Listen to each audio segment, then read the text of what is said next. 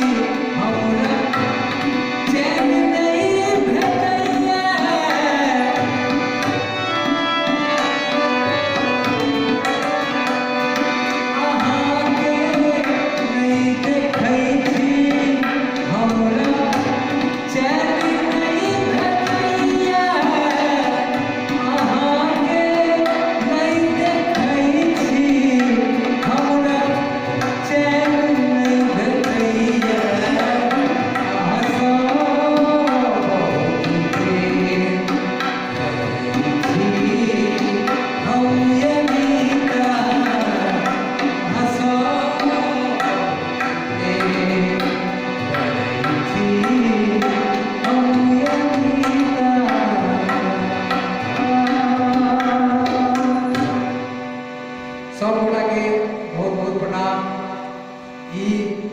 बहुत जल्दी आने वाले एल्बम जो बहुत निक जगह के हमरे कंपोज हेते हमरे म्यूजिक हेते, तो एक बार जरूर अहाँ सब सुने।